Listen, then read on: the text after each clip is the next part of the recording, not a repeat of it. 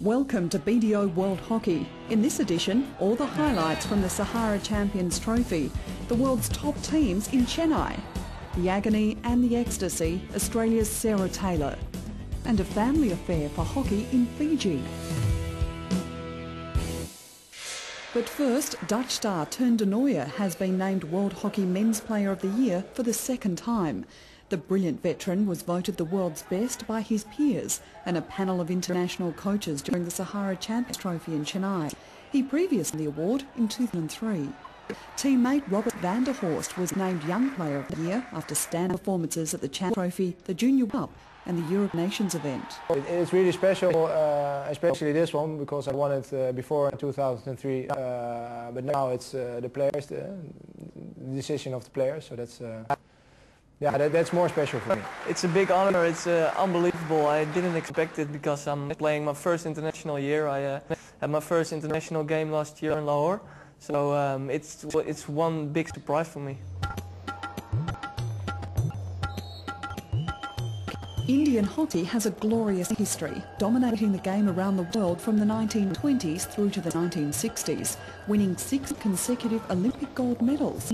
It won 2 more in 1964 and 1980. No other nation comes close.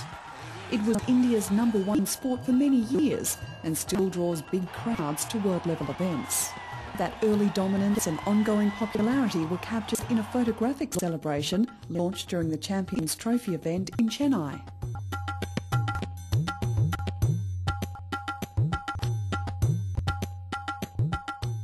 Created by Indian marketing consultant Sunil Yashikaura, the exhibition featured just 30 of hundreds of photographs he's collected to celebrate India's proud hockey heritage. This is to celebrate Indian hockey and to relive the past and the glorious days India has had in the past 60, 80 years.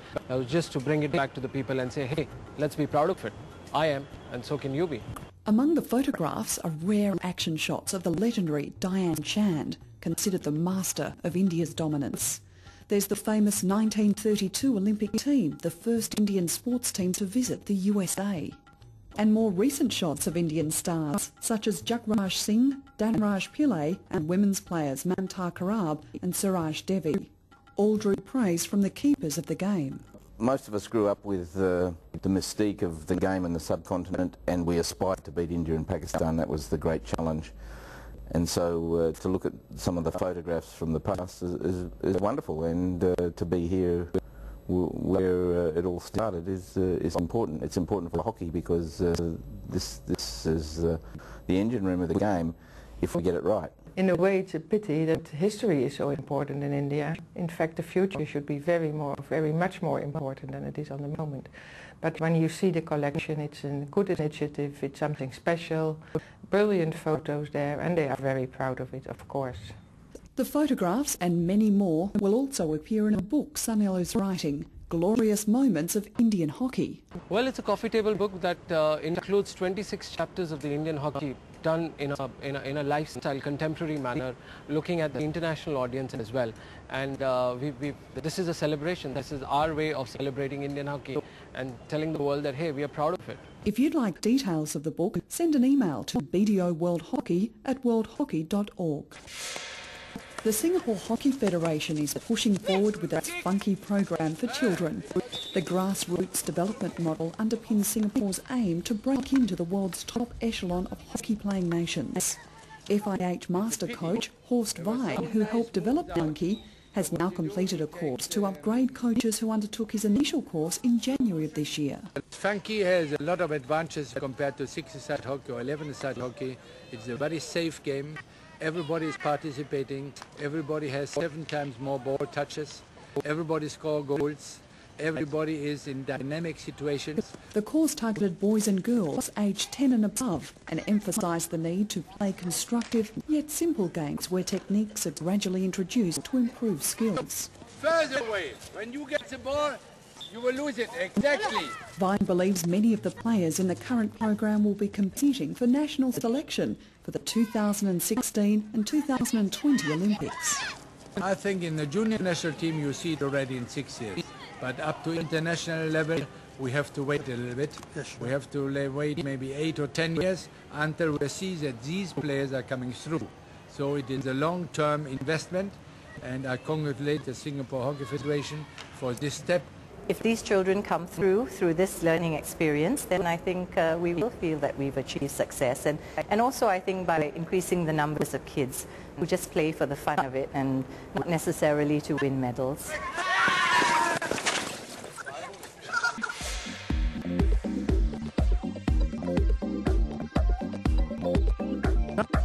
A chance now to revisit the Sahara Men's Champions Trophy tournament played in Chennai last month. The world's top 6 nations, with Olympic champions Australia first on show against Germany. Fallen for Dwyer. It's a goal. Absolutely spectacular finish, Jamie Dwyer. It was a controversial start. Replays showed Dwyer's shot passed through the side netting. But the Aussies were simply too strong, with 3 more goals in the game before Germany pulled one back through Christopher Zeller for a 4-1 scoreline. Hosts India faced reigning Champions Trophy holders Spain, who took the early initiative through Eddie Tabau. Eddie Tabau opens the scoring. India equalised from a penalty corner strike by Kanwalpreet Singh. The game decided in the 48th minute after Santi Fraser was fouled in the circle, leaving Polar Matt with a penalty stroke. 2-1 to Spain. In the last game on day 1, the Netherlands put on a display of power hockey to beat Pakistan 4-1. Reckers, Denoyer, hello, how easy is that? Robbie Reckers, beautifully done though by Evers and Denoyer. Day 2 saw the Olympic champions play the defending Champions Trophy winners. Spain had the better of the first half, leading 2-1, with both goals to Santi Fraser. Loose ball, Fletcher on the edge of the circle. Working into position, did beautifully. What a wonderful individual goal by Santi Fraser. But the Aussies hit back to win 4-2 with 3 second-half goals. Dorner goes the flick, puts it straight in. Their powerful attack backed by strong defence. Great save, Stephen Bowen. Traditional rivals India and Pakistan had the middle game on day 2. India hoping for big things from Sandeep Singh. This time Sandeep and the goalkeeper there again. The game was scoreless at half-time, but produced 5 goals in 14 minutes late in the second half. The ball has gone straight in, beautiful flick. The Indians were 2 down when Tusha Kandikar produced something special. Hagen. Oh, well, Salman just stood there. And then Sandeep took control. Oh, 2-2. There he is. He's damn good. He's really powerful, and they're happy again. Oh, look at the power on that. The Netherlands and Germany produced a 2-2 draw after the Dutch went 2 up on the back of a brilliant run by Teun de Nooijen. Oh, gets away from Zeller. And can he finish that off? Oh, yes, he can. Germany hit back through Christopher Zeller. Oh, straight in. And they forced the draw through Matthias Witthaus. With support, Navarro, Zeller. Oh, beautifully worked. Goal. Matthias Witthaus started it and finished it. By day 3, Spain needed to beat the Netherlands to stay in touch with the leading teams, but found themselves 3-0 down midway through the second half. Rivas, clever finishes. Spain scored twice in the last 10 minutes and had a chance to force a draw, but the Dutch defence was too strong. Saved by Vogels. India faced Australia and would have been confident after beating Pakistan, but their confidence was short-lived. And how easy was that? Nathan Eglinton, unmarked in the circle, straight through the goalkeeper's pads. The Aussies powered ahead, netting 2 more in the space of as many minutes. Beautiful cross, fabulously finished. And they made it 4 before India scored a consolation goal. Well, that is too easy. Pakistan and Germany were each looking for their first win in Chennai, and while the match provided 8 goals, they had to settle for a 4-4 draw, leaving both teams at the foot of the table after 3 days' play. And It's gone in once again, Rehan Butt. By day 4, the statisticians had announced that the next goal scored would be the 2000th in Champions Trophy history, and the honour fell to Australia's Matt Naylor. The Dutch equalised through a penalty corner from Taki Takema, but Australia soon restored its lead through Andrew Smith. He's put it straight in, underneath the crossbar. Takema got a second early in the second half, but in the last minute the Aussies made it 4 wins from as many games to book their place in the final with a day to spare. Get the shot. Goal! Took the deflection. It took a deflection off Derrick's. India needed a win against Germany to stay in contention for the bronze medal playoff.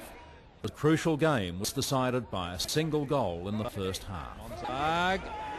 Hello. It might have been more, but for India's substitute goalkeeper, Bharat Chetri. Good save by the goalkeeper. Spain were far too strong for Pakistan in the last game on day 4, led by 200-game veteran Paul Armat. Well worked by Spain, and Paul Armat this time put some direction on the deflection. Armat scored twice as the Spaniards won 4-2 to retain a faint hope of playing in the final. On the last day of qualifying games, Spain needed to beat Germany and hoped the Dutch would lose to India. Santi Fletcher put them a goal up early in the game. And Santi Fletcher puts it low and hard to the goalkeeper's right and opens the scoring for Spain. And extended the lead 9 minutes after half-time. Tabau, Sojo, Tabau, Fletcher. Beautifully constructed and perfectly finished. And while Germany stayed in touch, the Spanish machine sealed the result, but still needed India to draw with or beat the Netherlands. Some support. Paul Armat will make it 4 and does. And so it was a must-win game for the Dutch if they were to make the final, while India needed a win to avoid the relegation game. The first half was scoreless as both defences held firm. Chetri again, great save. The Dutch took the lead in the 51st minute. Well, it's gone in the middle. Sometimes they're the hardest balls. But India fought back and won a penalty corner with 4 minutes remaining. Sandeep. Oh, yes! Sandeep Singh. Don't celebrate yet, son. You need another one. The Dutch needed another and won a controversial corner in the last minute of the game. Straight in. Goal. The Netherlands are into the gold medal game.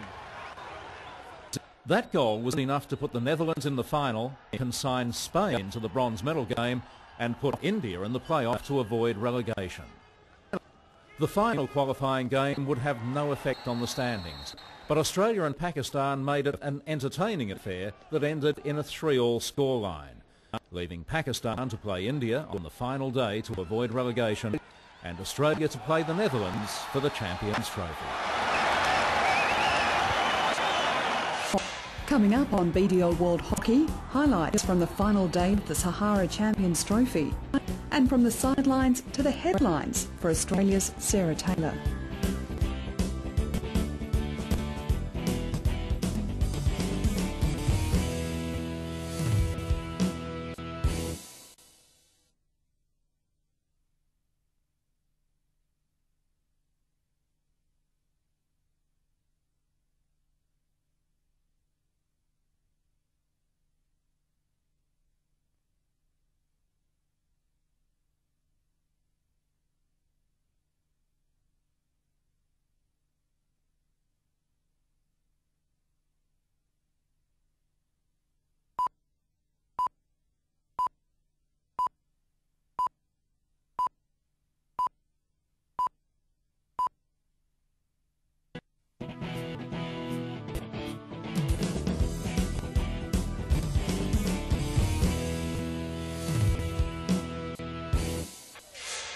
The final day of the Sahara Champions Trophy in Chennai, and India faced Pakistan in a battle to avoid relegation.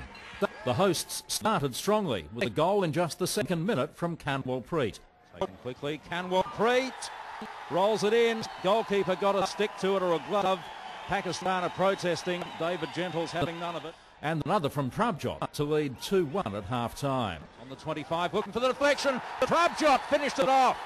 The first touch came from Tushar. Trabjot saw it in midair and bang, they go to 2-0. But Pakistan dominated the second half of the match, scoring 3 goals to India's 1 to win 4-2 and retain their place in next year's event, while India will face re-qualification in 2007 through the Champions Challenge. Spain faced Germany in heavy rain for the bronze medal, and the teams turned on a high-scoring affair with 7 goals, all scored from field play. 2 Spaniards there, take your pick. In the end, put in by Palamat. Spain led 2-1 at half-time and poured in 3 more after the break to win 5-2. Santi Fresh's 2 goals, making him the tournament's highest goal scorer with 7 in total. Australia and the Netherlands met in the final, again in heavy rain. Both had won the Champions Trophy 7 times previously. One would join Germany as 8-time winners. The Aussies had the better of the first half and scored the only goal in the 22nd minute.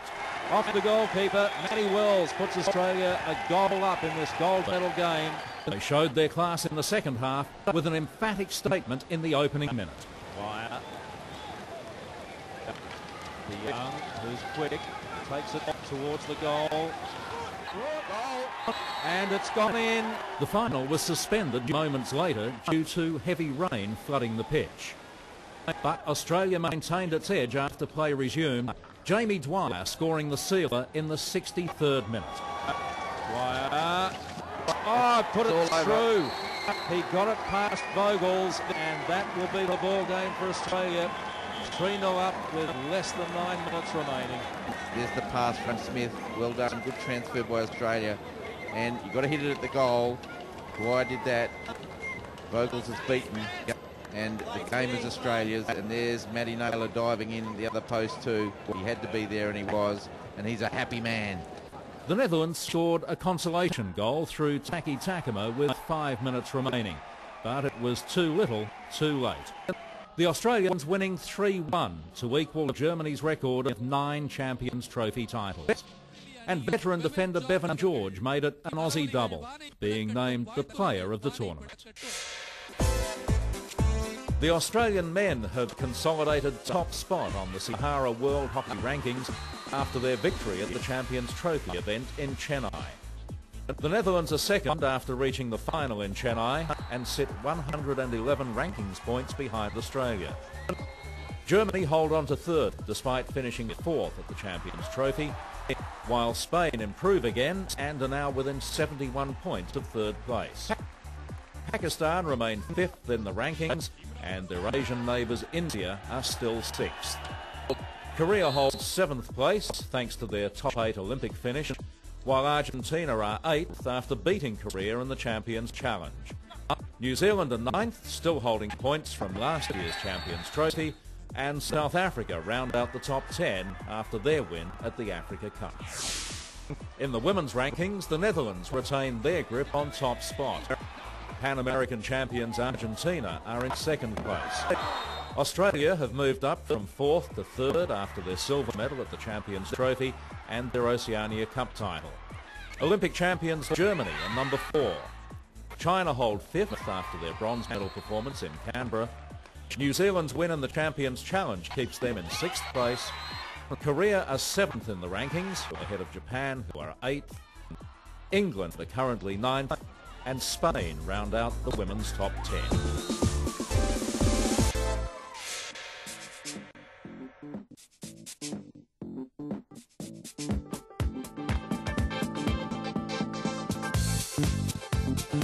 Australia's Sarah Taylor could have been excused for thinking her international hockey career was cursed.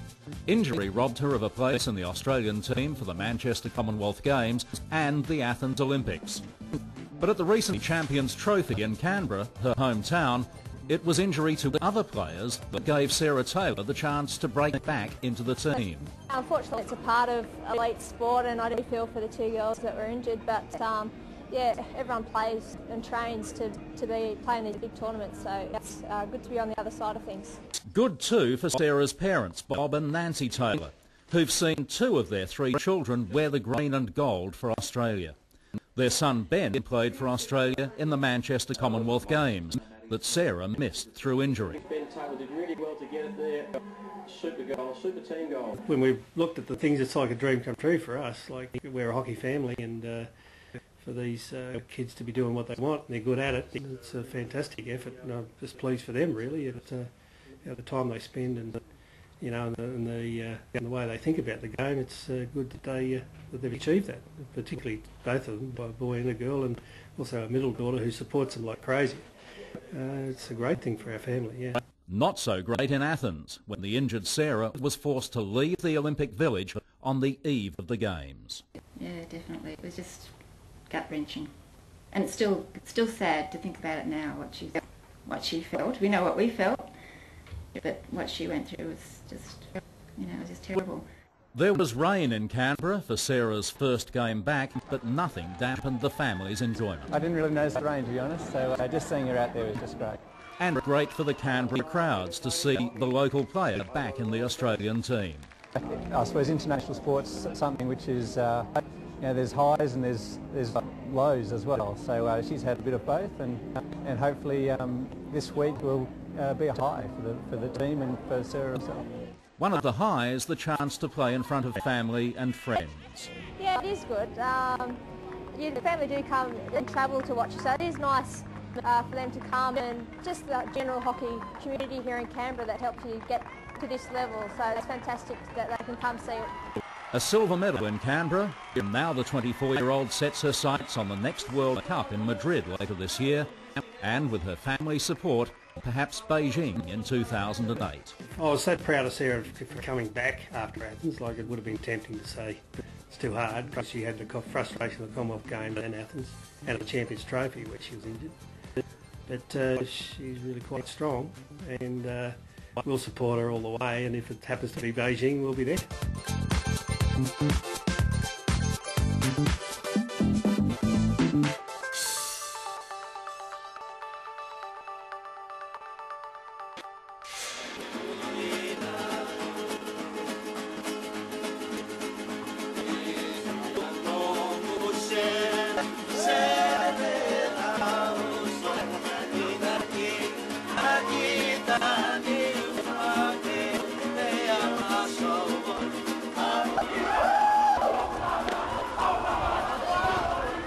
While it goes without saying that rugby is the dominant sport in Fiji, hockey has been played in this tropical archipelago since 1916. At the forefront of the game's development, particularly in the nation's capital, Suva, is a special group of people that all happen to come from the one amazing family. Here in Fiji, it's rained all week during Oceania qualifying, but nothing could dampen the enthusiasm of Fiji's first family in hockey. Let's see if they're home.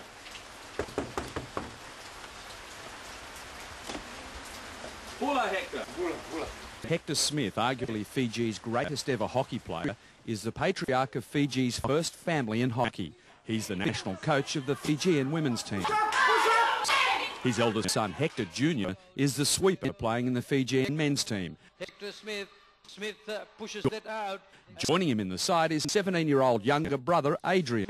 Adrian Smith. Fiji come out with it. 24-year-old Lucretia combines a university career with a busy schedule, captaining the Fijian women's squad, which is also managed by her mum, Millie. That adds up to 5 people from the one family involved at the highest level of Fijian hockey. The driving force is undoubtedly Hector Sr., a humble man who loves hockey with a passion. From day one, I've been a very strong hockey supporter, and I was fortunate that my wife sort of came my way. She was a tennis player. And then the kids sort of love the sport too. You know, a lot of people say that I spent too much time in hockey, but I've never regretted a single minute. Hector Smith. According to Fijian national coach Ian Jennings, Hector Jr. is the best young player in the national team, good enough to play in Australia's National Hockey League. But after playing against the gold medal winning Aussies and being on the wrong end of a world record 26-0 hiding, you'd think that any young Fijian player would be permanently scarred. But that's not the case with Hector Jr. I'm very thankful that I was given the opportunity to play the number 1 and the number 5 in the world, because a lot of teams would really die to play these guys. And from this experience, I've learned a lot.